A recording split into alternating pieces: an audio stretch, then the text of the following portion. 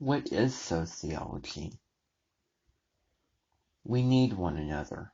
We may like to think that we can make it on our own, but our individualism is made possible by our interdependence.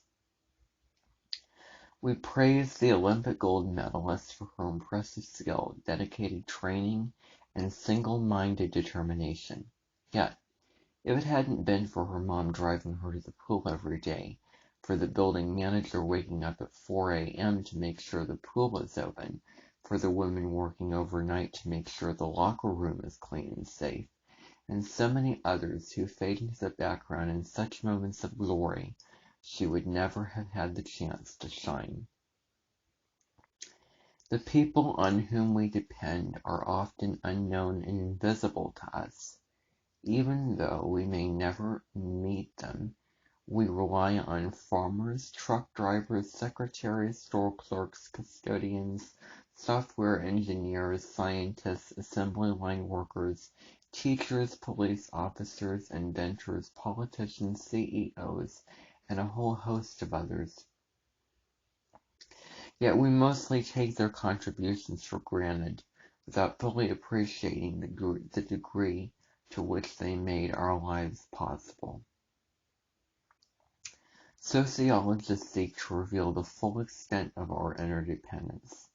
They explore the intimate connection between self and society, placing that relationship at the heart of sociology's definition. Sociology is the systematic study of the relationship between the individual and society and of the consequences of difference. We examine the various components of that definition in the Defining Sociology section, after first considering ways in which the sociological imagination shapes how we see the world. The sociological imagination. American sociologist C. Wright Mills proposed that we think of sociology as a tool that enables us to better understand why we think the way we think and act the way we act. He proposed we use our sociological imagination to explore the interdependent relationship between who we are as individuals and the social forces that shape our lives. To put it another way, practicing sociology involves recognizing the powerful intersection between history and biography. We are products of our times and places. Our thoughts, actions, even our feelings are shaped by our social contexts. For example, you chose to go to college, but you didn't do so in isolation. Factors such as your age, family background, geographic location, friendship networks, and available income played a role in your decision to go in what school you chose. In addition to more immediate influences on our choices, the sociological imagination calls us to also consider the role larger social forces may play. Take unemployment as an example. A person might lose their job for a variety of reasons. A worker who is foolish, selfish, and careless about may get fired because they make a lousy employee. But it's also possible for a worker to lose their job due to social forces beyond their control, regardless of how effective they may be as a worker. Using the sociological imagination enables us to recognize that our likelihood of keeping our job rises and falls depending on what is happening in the larger economy. For example, when the economy rose-dived in the 2000s, the unemployment rate rose from 4.8% in February 2008 to a peak of 10.1% in October 2010. Many wise, dedicated, and careful workers lost their jobs in the process.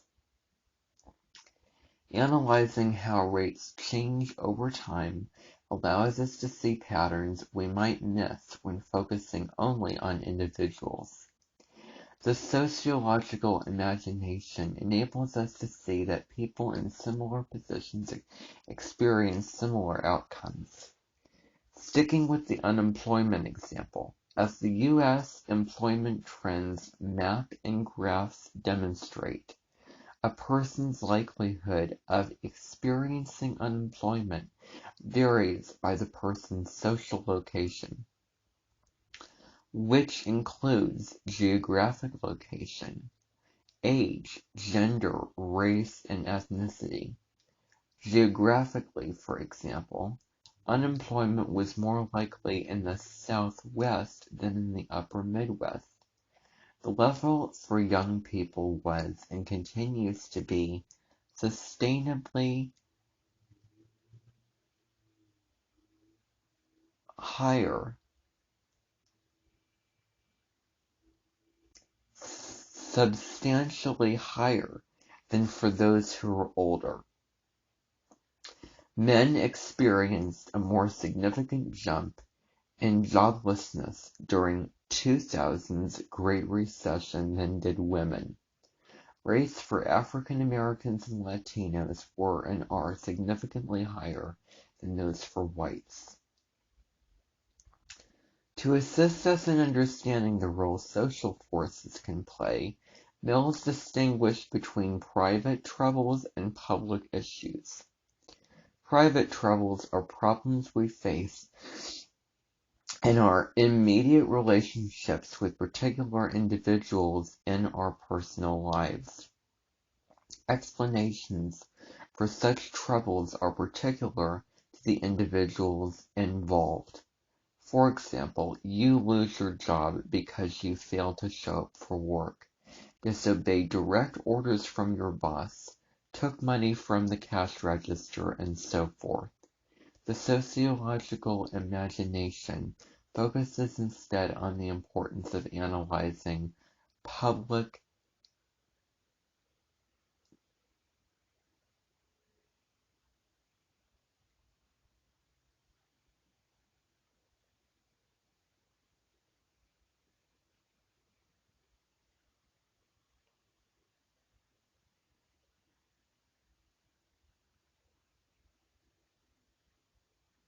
which are problems we face as a consequence of the positions we occupy within the larger social structure. Private troubles are personal problems, but public issues are social problems. Analyzing data such as unemployment rates, divorce rates, and poverty rates enables us to see influences that might otherwise be invisible to us. The sociological imagination enables us to make more informed decisions regarding our futures. Understanding that the challenges people face in their lives cannot be understood on an individual level alone that helps us generate more effective solutions. As individuals, we can make more informed choices about how to proceed by taking the social context into account. On a more collective level, political and economic leaders can enact policies geared toward altering the social landscape in more positive directions. The significance of place. To put it simply, place matters. Our position relative to others shapes our access to resources and influence the options available to us. As individuals, we do have the power to make our own choices, but we cannot separate our individual preferences from the influence of parents, teachers, friends, co-workers, politicians, the media, and even total strangers whose decisions enable or constrain opportunities for us. Where and when we were born, our parents' educational attainment, occupation, and income our nationality, and other such factors all play major roles in shaping who we become. The sociological imagination enables us to see the influences of social class, gender, and race, three positional categories of particular interest to sociologists due to the significance each has in our lives. Our social class position, for example, shapes our access to material resources. Researchers asked people how much they thought a chief executive officer, or CEO, and an unskilled factory worker should earn, and how much they thought they actually earned, and then compared these numbers. In the United States, respondents said CEOs should earn about 7 times more than an unskilled worker, but they guessed that the real gap was 30 to 1. It turns out that the average yearly compensation for a CEO at a Standard & Poor's S&P 500 company in 2017 was $13.9 million, approximately 361 times the $38,613 an average worker in a non-supervisory role receives.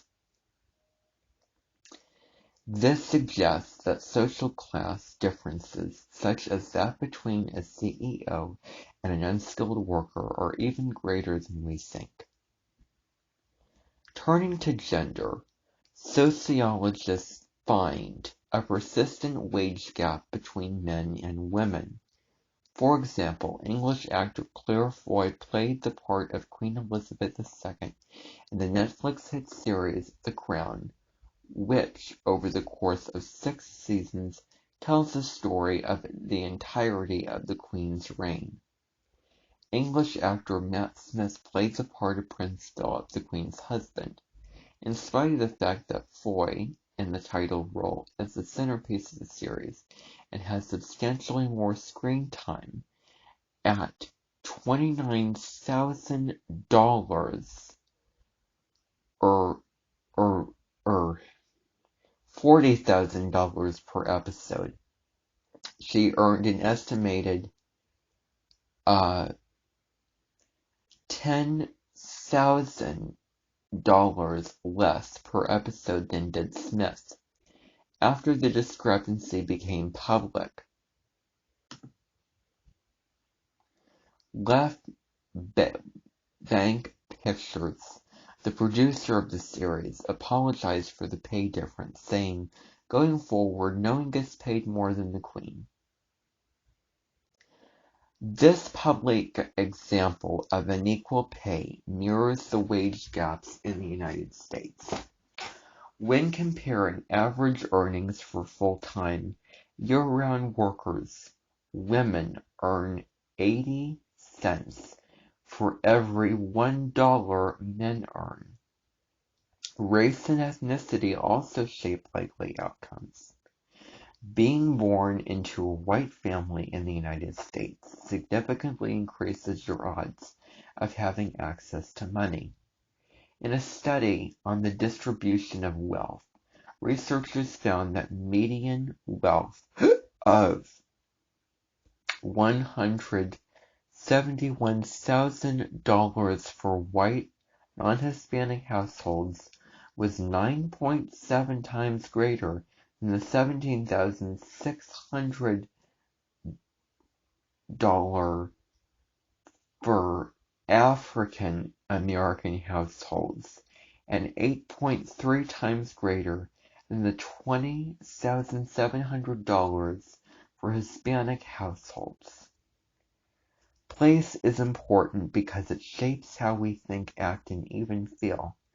For example, when computer giant Hewlett-Packard was trying to figure out ways to get more women into upper-level management positions, it found that women applied for promotion only when they thought they met 100% of the qualifications for the position, whereas men applied when they believed they met 60%.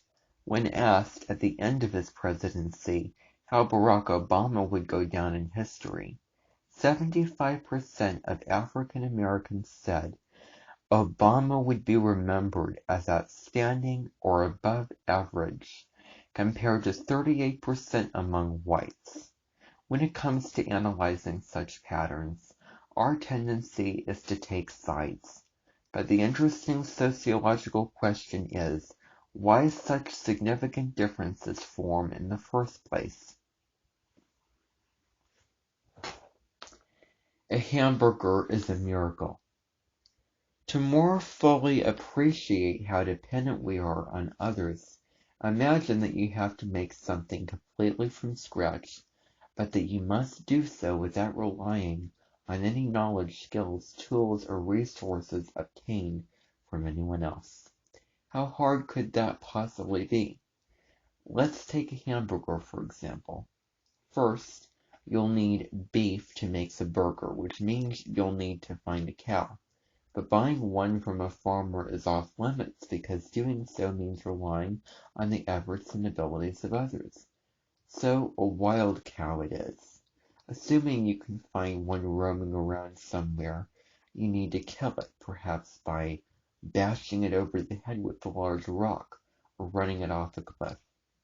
Once you've got yourself a dead cow, you need to butcher it, but cowhide is tough. Imagine what it takes to produce a metal knife, finding ore, smelting, forging, tempering, and so on. Perhaps a sharp rock will do. Assuming you come up with a cutting tool, you could carve out a chunk of raw meat.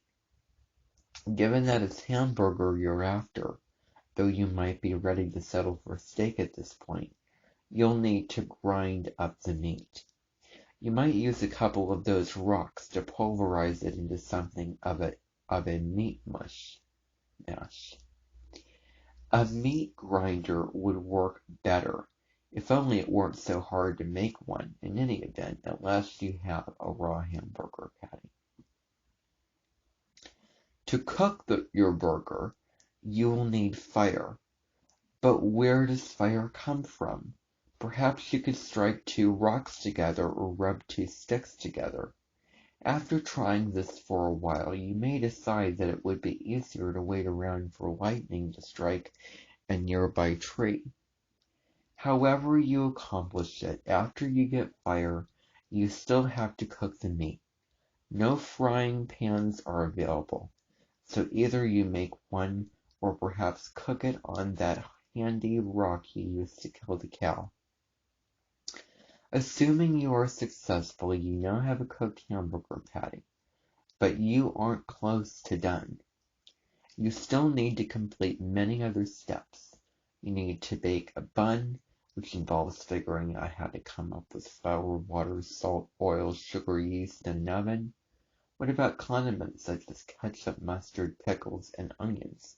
What if at the end of all that you decide to make it a cheeseburger? You killed the cow. Did you remember to milk it first?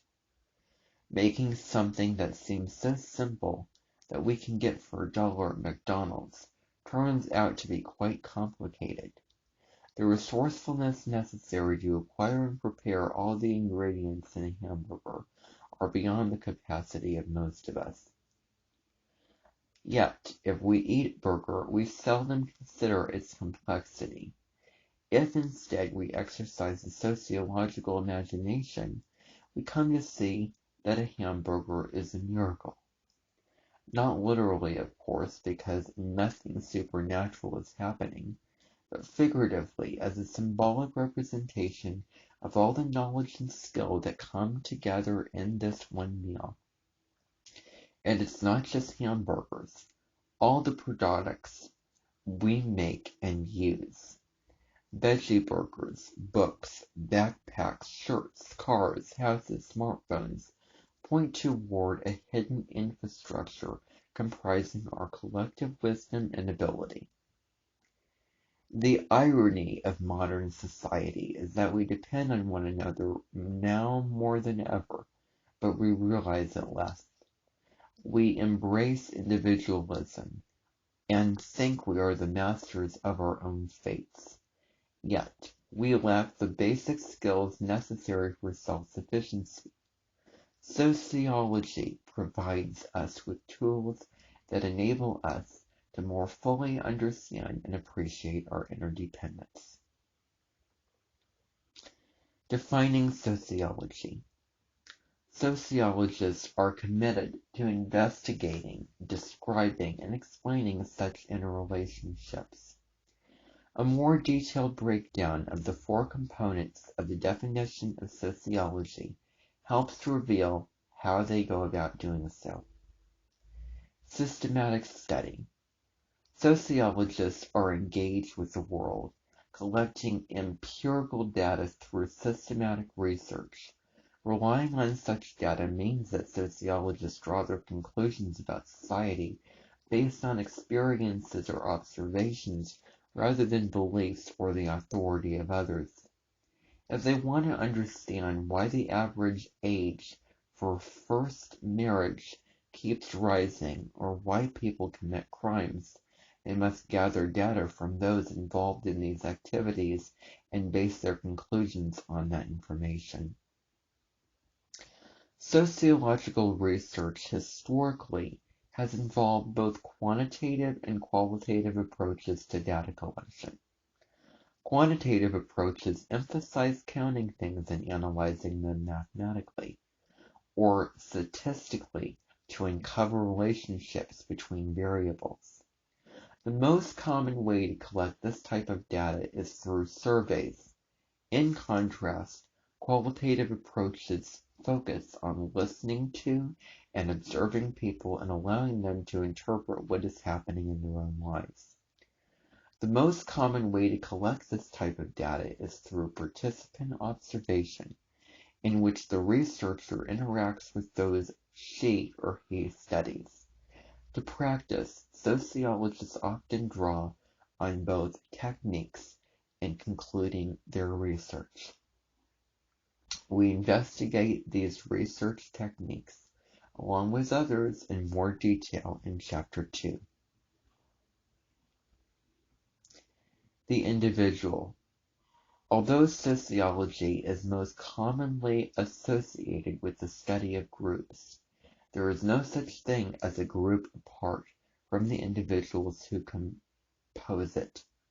As individuals, we are constantly choosing what to do next. Most of the time, we follow guidelines for behavior we've learned from others, but we have the ability to reject those guidelines at any time. A term sociologists use to describe this capacity is agency, meaning our freedom as individuals to think and act as we choose. In professional sports, for example, we use the term free agent to describe a player who has the power to negotiate with whatever team he or she wishes. We too have such freedom. We could choose not to go to class, not to go to work, not to get out of bed in the morning, not to obey traffic signals, not to respond when spoken to, not to read the next sentence in this book, and on and on. As we saw with the significance of place, the positions we occupy relative to others shape the choices we make. In the NBA, LeBron James has repeatedly exercised his right as a free agent to move from NBA team to NBA team, from Cleveland to Miami, back to Cleveland, and then to Los Angeles. Signing with the NFL's Green Bay Packers or Major League Baseball's Chicago Cubs was not really an option for him because he lacked the kinds of skills those organizations reward. His choices, like ours, were constrained by both his abilities and the opportunities available to him. The value of the skills and abilities we have depends on our being in a social context that recognizes and rewards them. When we choose, we usually follow paths of least resistance, accepted and expected actions and beliefs, but the choice of whether to continue to follow them is ours every step of our lives. Society. The study of society is at the heart of sociology. Although we will spend most of this book describing various aspects of society, we can begin by thinking of it as our social environment. Society consists of the structure of relationships within which culture is created and shared through regularized patterns of social interaction. The framework it provides is analogous to a building. The structure of a building both encourages and discourages different activities in different rooms, such as kitchens, bedrooms, and bathrooms. And many of the most essential operations of a building, such as heating and air conditioning, are mostly invisible to us. In the same way, the structure of our institutions, a term sociologists use to describe some of the major components of social structure, including economy, family, education, government, and religion, shapes what is expected of us.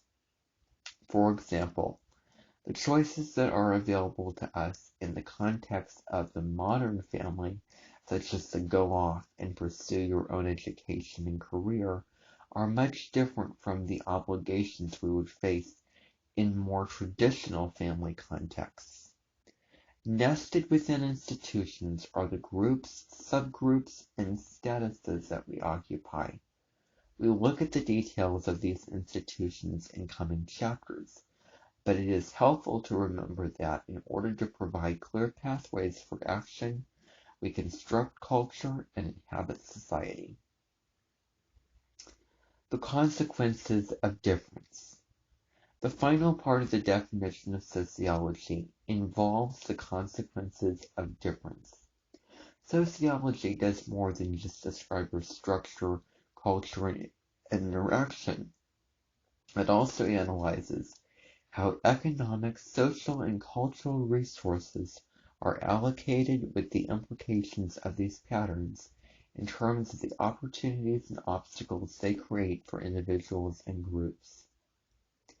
Since the founding of sociology, sociologists have been concerned with the impact of our social location has on our opportunities or lack thereof.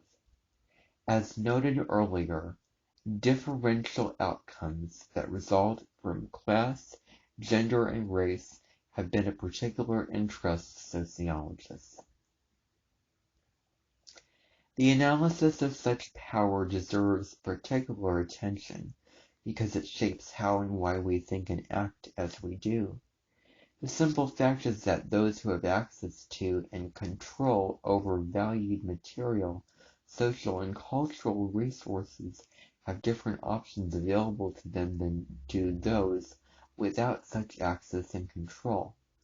One of the main tasks of sociology is to investigate and reveal levels of social inequality, a condition in which members of society have differing amounts of wealth, prestige, or power. That is why the definition of sociology draws particular attention to the consequences of difference.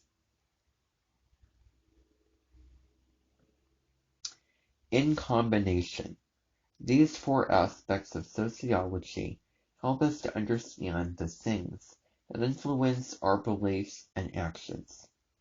Coming to terms with the reality that our choices are constrained by the positions we occupy can seem depressing, but sociology actually empowers us by providing a more complete picture of the worlds within which we live. French sociologist Pierre Bourdieu put it this way: sociology teaches how groups function and how to make use of the laws governing the way they function so as to try to circumvent them. In other words, understanding the ways in which our thoughts and actions are determined enhances our freedom to make more effective and informed choices. Sociology's roots. Sociology, as a discipline, grew up in the midst of significant social upheaval. The advent of the Industrial Revolution and urbanization in the early 19th century led to changes in how we think and act. Aristocracy was on the decline while democracy was spreading. People were moving from a primarily religious view of the world and the phenomenon to a more scientific one, and life in the village and on the farm was rapidly giving way to life in the city and factory. The old rules that provided for social order no longer applied. The world seemed to be falling apart. Sociology arose as a means to understand and control the social forces that shaped our lives. A science of society. Science provided the foundation upon which sociology was built. Early scientists such as Francis Bacon, Robert Boyle, and Isaac Newton challenged conventional ideas about how the world worked. They didn't accept something as fact simply because others in authority said so. They questioned the authority of politicians, priests, and philosophers, viewing them as insignificant sources of truth. This sometimes got them in trouble, as Galileo learned in the 1600s. He claimed that observations he'd made using the telescope, a recent invention, supported Copernicus's heliocentric theory that the Earth revolved around the Sun. However, because this theory contradicted the Catholic Church's geocentric teaching that the Earth was the center of the universe, he was charged with heresy and kept under house arrest until his death. Through meticulous observation and experimentation, these and other early scientists uncovered fundamental truths about the natural world. The scientific method they developed follows what we might now call the Missouri Principle. Don't just tell me, show me. Missouri's nickname as the Show Me State reportedly traces its roots back to Missouri's Congressman Willard Duncan Van Diver 1899 speech in which he stated, "Frothy eloquence neither convinces nor satisfies me. I am from Missouri. You have got to show me." In previous eras, it may have been sufficient to rely on the authority of priests or philosophers who argued that these things happen due to otherworldly forces such as God's will or fate. The scientific method insists on this worldly, empirical investigation that can be measured using our senses. If we can't see it, touch it, smell it, or in some way measure it, we shouldn't accept it as a fact. And even then, we should engage in repeated experiments to protect against the possibility that our senses are fooling us. The laws of nature that resulted from these early scientific experiments, such as Newton's F equals ma, held firm across time and place, thus providing universally true explanations about how nature operates. The explanatory power of these laws of nature led others to explore the possibility of uncovering equally powerful laws in society. It was in the mid-1800s context that French social philosopher Auguste Comte made three significant contributions to the founding of sociology. First, in his quest to uncover the laws of society, he identified two important social forces worthy of in-depth study: social stability and social change. He used the expressions social statistics to refer to the principles by which societies hold together and order is maintained, and social dynamics to describe the factors that bring about change and shape the nature and direction of that change. Second, to give this new discipline a name, Comte coined the term sociology, which literally means the study of the processes of companionship. And third, he argued that sociologists should serve in a leadership role as something akin to a new priesthood of humanity, using their knowledge of the laws of society to advance policies that would enhance social stability while also working toward positive social change. English-speaking scholars learned of Comte's work largely through translations by another of sociology's founders, the English sociologist Harriet Martineau. We can also single out three significant contributions Martineau made to the founding of sociology. First, seeking to systemize the research essential to conducting a science of society, Martineau wrote the first book on sociological methods. Second, as a path-breaking theorist in his own right, she introduced the significance of inequality and power into the discipline. Martineau's book, Society in America, examined religion, politics, child-rearing, and immigration in the young nation. It gave special attention to social class distinctions and to such factors as gender and race. Third, Martineau maintained that intellectuals and scholars should not simply offer observations of social conditions. They should act on their own convictions in a manner that would benefit society. Martineau spoke out in favor of the rights of women, the emancipation of slaves, and religious tolerance. These two themes, social order and social inequality, have shaped the theoretical and research paths sociologists have pursued since sociology's founding as a discipline.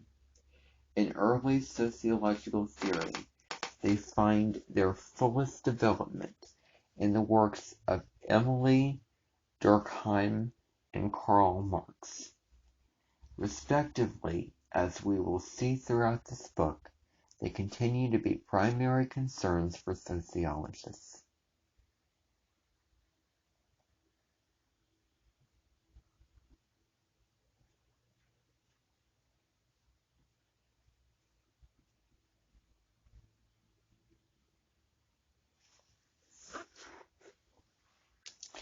Theory and research.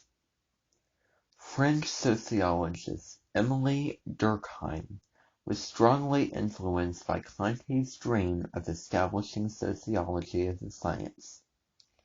They both envisioned sociology as a conversation between theory and research. Unlike Comte, however, Durkheim gathered data to test basic sociological theories about social order.